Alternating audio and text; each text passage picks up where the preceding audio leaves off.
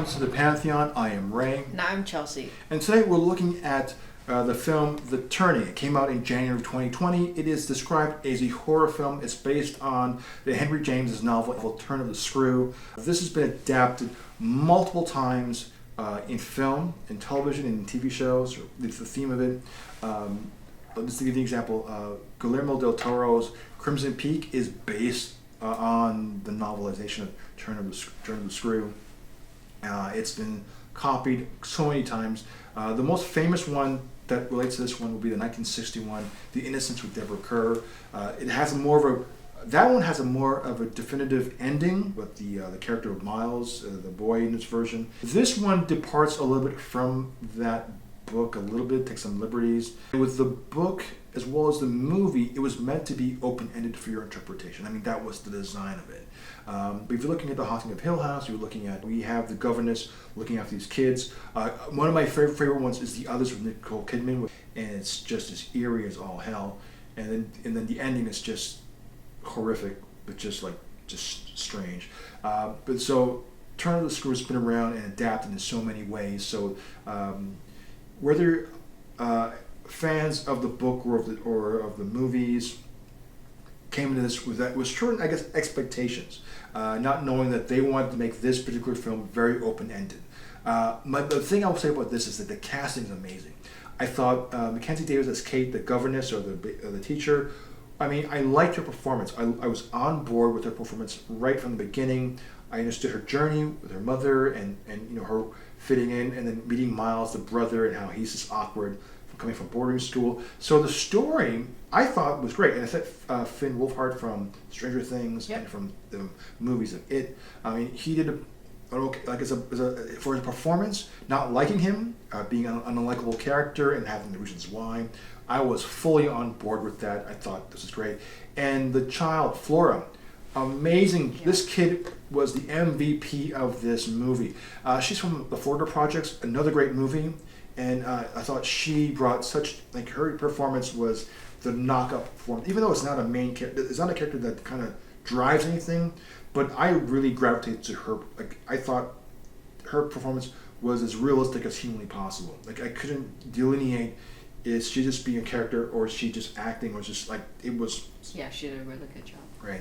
But then we see The Florida Project and you realize she is a really good talent. So I thought the elements of this the acting of this was superb. I have some serious faults with the ending. We'll get into that shortly. But just in general, what are your thoughts of the movie? I thought it was honestly a creepy movie. The scenes were perfect. Everything you needed to put into a movie to make it creepy or give it that little haunting feeling, this had it. So you have a mannequin. Everyone hates mannequins. It's got that. It has a water scene, and you already know that when there's a water scene in a scary movie, something's happening in there. They have a farm, and it's like, oh, okay, something crazy is going to happen out there. And then for them to be in such a big mansion, you already know that's going to be creepy. So they really did pick everything that would make a creepy thriller movie, and they put it in there, and they included it very well, I find.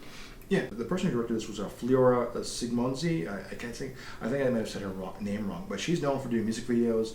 She's worked for everybody from Beyonce to Björk to Bon Jovi, Madonna, various artists, even Green Day, I think, and some other places. But I thought, the way this was shot, it reminded me quite a bit of The Shining, because it's about isolation, and they're in an isolated place. They had the backyard, this maze where she was lost. I thought that was pretty cool. That's very much like The Shining. You talk about the water streams and everything like that. It's The Shining. When you have looking down from above, a crane shot looking at the car driving in, it's the feeling of isolation, and the statues. There's one that look like hands coming out. Yeah. It's all from The Shining. It's very reminiscent of seeing images from the Stanley Kubrick's version of The Shining. So, from a visual point of view, this was it was eerie.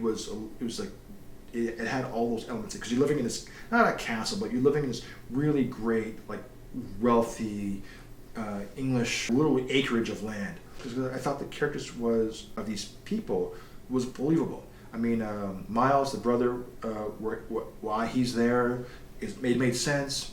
So and everything that Kate, that's Mackenzie Davis' character, goes through makes sense. There is a logical progression.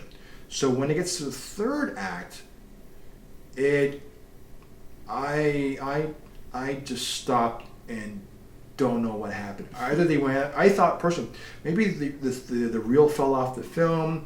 Either the budget was lost. Like I did not know up from down. Like I'm like, what am I? Like, and then I'm like, that's the ending. Like I was just sort of like, huh? Okay, yeah, that's how I felt at the ending too. Because you're like, yeah, let me know what you think of the ending, and then it's like, okay, so I fell asleep, of course, at the ending. So then I rewatched it, and I was like, No. Did I miss something? Like, Yeah. what? Was there a piece of film clip that they forgot to edit onto it? Like, Yeah. Because it literally there is no ending to this movie. Like, okay, so like I remember you and I discussed about the movie called The Babysitter, right? Mm-hmm. And now The Babysitter, the opening of this movie is slow. It's too slow. It's exposition to explain certain small pieces of the puzzle at the end. It pays off at the end, but I don't think it was worthy of the payoff. And we both agree that that's what killed the movie. The movie was good. The ending, the last third of that movie was fun. This is the inversion of that. The movie had a great build. It was eerie. We don't know where it's going. Like at the opening sequence, we see groundskeeper, and you see him capturing. We think we see him capturing the governess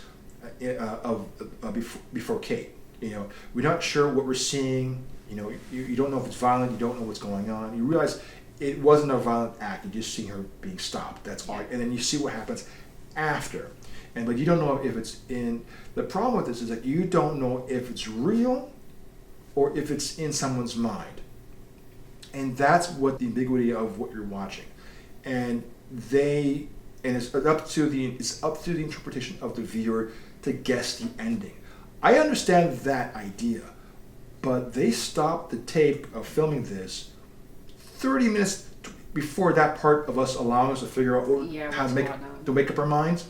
They stopped it 20 minutes before they allowed us to get to that point to make up our mind. They just stopped it like cold. I don't think that part is earned at all, because there's a point where they tell her she goes, she actually leaves.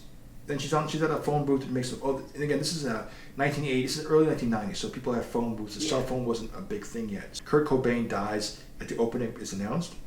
Oh, okay. I didn't even catch that. So we know it's early 1990s reference. So that kind of dates you. It's a period piece.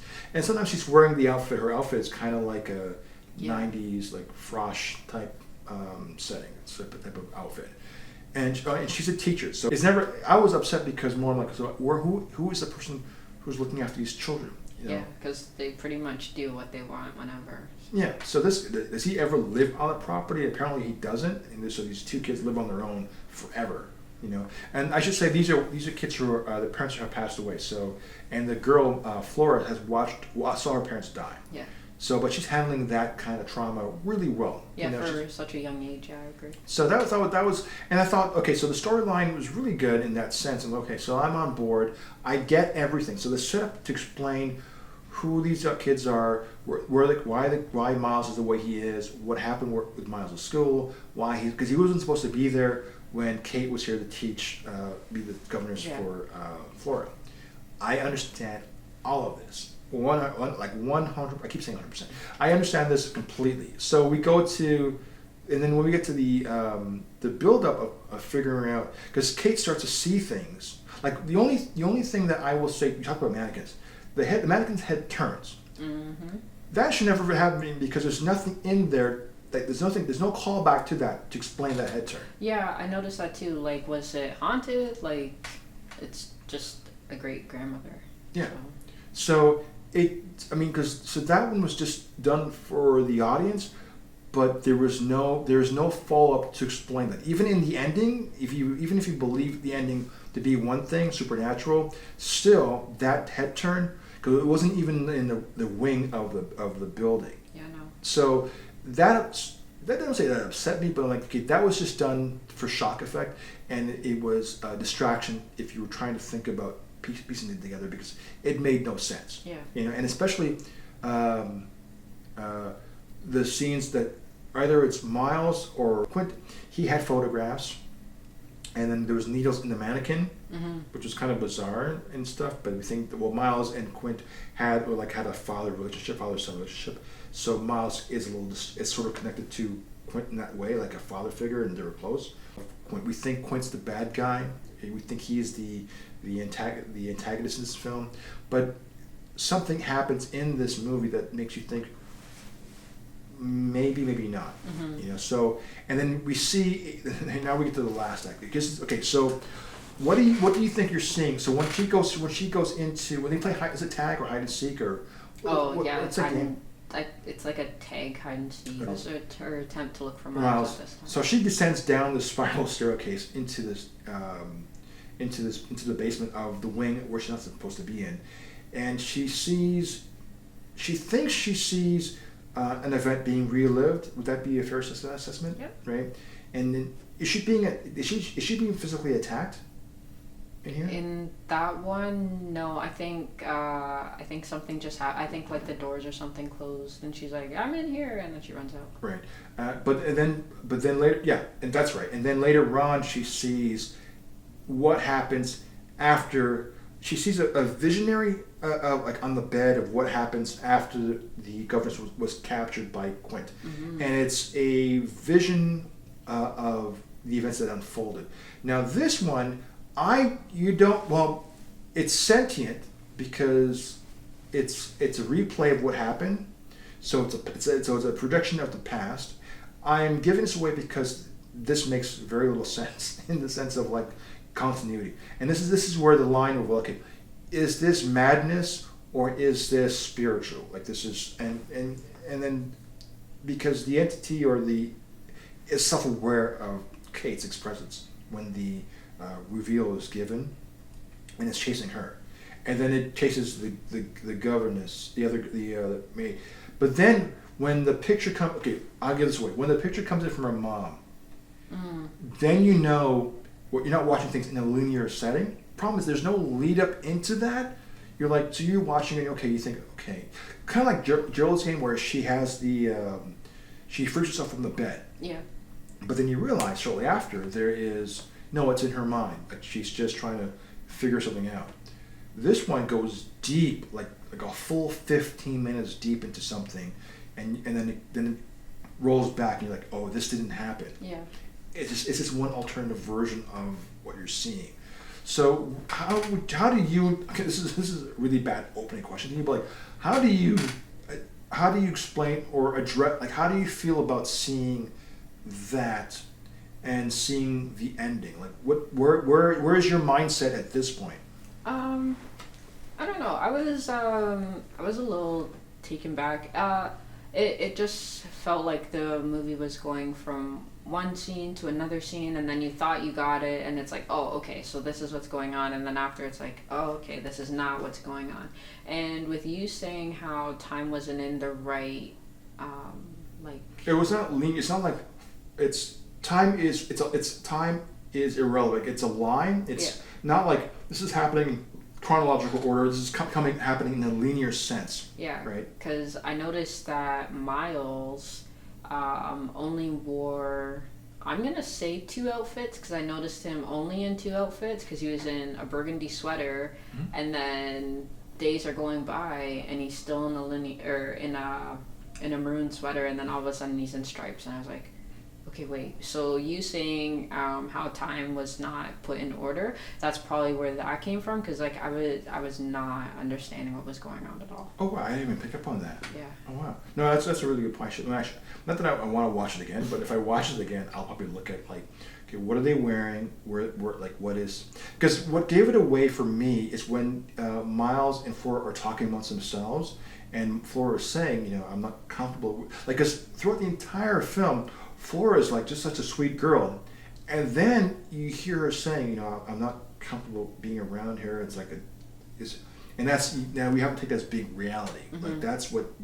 So whatever you're watching one perception of what is happening, and it may not even be true now. So that's what threw me off. I'm like, okay, this is getting deep. I'm like, but I'm trying to get my head around like what you're watching. So were you happy with the ending? No, I didn't even understand it. Okay, yeah, I don't think anybody understood the ending. If anything else, it's just like again, I mentioned this in the beginning. Like, it's just if they gave another maybe 15 more minutes to lead up to something, or to give us something, a better springboard to make that fork in the road to say, okay, because it went to credits way too soon. Like, because I mean, I understand the ideal. Like, okay, if you look at the Innocence 1961 movie, there was a choice given. I'll give this the ending of this one. Well, the Deborah Kerr's character, the governess, tells the boy to come. Like, the spirit of Quint has invaded the boy. He was possessed, right? And then so he was able to save the girl and to save the boy. But when the spirit separated from Miles died. So the boy dies and you see the spirit above, like hovering around. So, but you understood there was an actual entity involved, right? And Miles was really the vessel for the spirit to cause this thing to go around. So what she was seeing was Miles. So like we see Miles, like we see the horse, when she's riding the horse, and she's chasing Miles, and then she sees Quint, kind of thing. It's actually a possession of Miles. So they actually did an alternative ending where Miles was possessed by Quint. Yeah, for sure. Test audience didn't like that. Oh. So apparently there is another version of this where it's a different ending. And I think, you know what? Maybe they should have it on the DVD, the alternative ending, because this was it may not be a happier ending or satisfying ending, but in terms of getting closure or understanding what you're like, giving you a definitive answer. Okay, giving you an answer that you may or may not want it, but it would give you closure. At least to some degree. This one was way too open-ended for me to make a conclusion. I think that was my personal opinion of it. Because of that, I will give this movie a 1.5. Oh, yikes. Okay. Yep. Interesting. I gave it a 3 at first, but I'll probably drop it down to like maybe a 2.5. I'm giving it that because it did meet the criteria to be a creepy movie, except that for me, I find most creepy movies, to make a good movie, the ending, if it's going to be a mind whatever, then like the end will give it to you. And this one, if they like flipped the camera at the end to show you who the girl was, or I don't even know, try and explained Miles a little bit more in depth, because they just made, like, I wanted to drop kick him the whole time throughout the movie. And it's like, if they explained why I felt that way a little bit more, then I probably would have upped my rating. But no, like, it was an okay movie. I'd probably watch it again just to see if there was things that I missed so that I could understand it a bit better. But that's about it for that. Yeah, I think if Miles could validate Quint's existence, it would have been something else. Yeah. It would have been like, okay, it might have allowed me to lean more into one direction, but I don't think he even confessed or admitted to anything or having an awareness of it. Like he hinted to, like, I can't leave, and the fact that Flora can't leave, Flora couldn't leave, right, because of trauma, but it was still really hard to pick up on. I waited for the credits to roll. Maybe there's a bonus at the end of the credits, right? Yeah, I waited too. I'm like, no, there's nothing there. Yeah. The last time I felt this way was like The Sopranos. Like the screen goes black and like. But with that, the reason for The Sopranos going black is that he tells you in season 1 that the last thing you see is just blackness. Like when someone gets off in whatever situation it is, they may have a happy life, happy existence, but like when they get killed, right? You're not when you get shot from behind, like you're not. It's just darkness. So like you could be in mid thought, but then it's just stopped. So the idea was to give the impression that in The Sopranos that, oh, Tony gets killed in that scene because they were at the high. I don't know if you've seen the finale of Sopranos or heard about it. Like it ends off with the family together and they're celebrating. They're just like the daughter's going to college or being a lawyer or she's getting married, whatever it is. The son's doing well for himself. You know, the whole family is on the right track. Things are going good. And they're having dinner together at this restaurant, and then the show's not even over. The screen just goes black, and for a good 2 minutes, it's just blackness. There's no credits, there's no voice, there's nothing, just black. And you're sitting there watching a black screen for 2 whole minutes. And people thought the TV was broken. People were like yelling at the monitor, like, "What's going on?" It's the TV signal. You lose a signal. People lost their mind. But if you listen to an episode season 1, Tony was saying, like, the most likely what happens is when you get killed, it's just lights out. Like, it's just there's nothing. Like it's not painful. It's not just depending on where you get hit. It's like that's it. So whether the whole family got mowed down or it's just like, but you're looking at it from Tony's eyes more or less, and then it's just darkness. Like so you don't know if anyone survives it, because if Tony's dead, he's the narrator, then it's all darkness. So that was the beauty. If you remember back in the first season, that was the beauty of seeing the last moment of the final season. And so like if you had that awareness, then you'd appreciate the ending. Though it was sort of like you're like standing there with what's going on. So even with that, you had an ending, though not satisfactory, but you had an ending. Yeah. This one, you're like, okay, she's touching the wall, she's walking around. Yeah. The credits are rolling. Okay, is the credits going to lead? Are we going to see something in the credits? No, she's just drifting to La La Land or something like that. So it's ambivalent because you get the dream state or the reality. So again, just 20 minutes. I'd be happy for 5 minutes of exploration. Yeah. Okay. So would you recommend this to anybody? Yeah, I would recommend it to first timers. Like if you want to watch a creepy movie, this is a creepy movie. But if you're looking for a mind twist, like Shutter Island, for example, then this is not the movie. So if you're just kind of like looking for something to Netflix and chill, this would be the movie. Yeah, for me, for a mind twist, mine was like 1408. Was that the Room one? Yeah, John Cusack and Samuel L. Jackson as the hotel owner or hotel manager, and yeah, there's a haunted room. Oh. 1408. I saw this with my sister a long time ago, and it was just like this movie was a complete mind-altering film. It was brilliant. But at least that one, you knew it was like a haunted. They tell you that this room was an evil room. People die. People do some weird stuff, and it's about this and this. And so that I got that from that movie. This movie, I'd recommend this movie for those who want to see great cinematography, great character development, and a great build into story.